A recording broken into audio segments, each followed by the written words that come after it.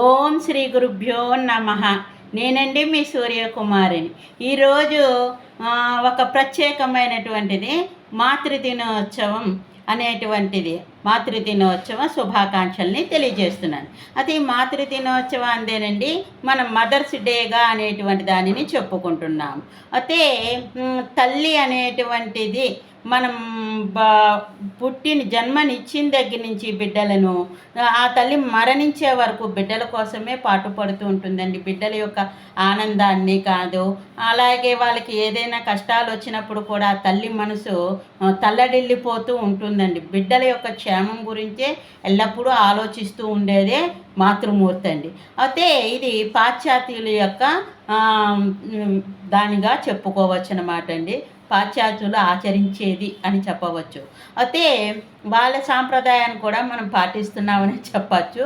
మనము పుట్టి అంటే పుట్టి బుద్ధి ఎరిగిన దగ్గర నుంచి కూడా తల్లి అండదండలతోటే మనం పైకి ఎదగటం అనేటువంటిది జరుగుతూ ఉంటుందండి.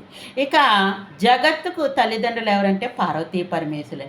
అలాగే మనకి జన్మనిచ్చిన వాళ్ళు తల్లిదండ్రులని. మరి మనకు గురుదేవులు కూడా పునర్జన్మ అనేటువంటిది ఇవ్వటం జరుగుతుంది. అది ఎలాగా ఏమిటి అని అంటే అండి, విద్యాబుద్ధులు నేర్పటమే కాదు, మంచి చెడులు, తర్వాత సాంప్రదాయమైనటువంటి దానిని, ఇలాగే అనేక విషయాలను వాళ్ళకు తెలిసినటువంటి వాటిల్లో చక్కగా బోధించి న్యాయబద్ధంగా ధర్మబద్ధంగా ఎలా జీవించాలనేటువంటిది తెలియజెప్పేటువంటి వాళ్ళే గురువులు అన్నమాట అండి.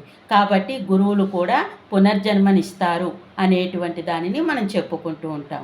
అదేంటి, మన దేశం యొక్క సాంప్రదాయాన్ని ఎప్పటికీ కూడా విడనాడకూడదండి. అలాగే పరదేశం యొక్క సాంప్రదాయాన్ని మనం గౌరవిస్తున్నాము, గౌరవిద్దాం కూడానండి.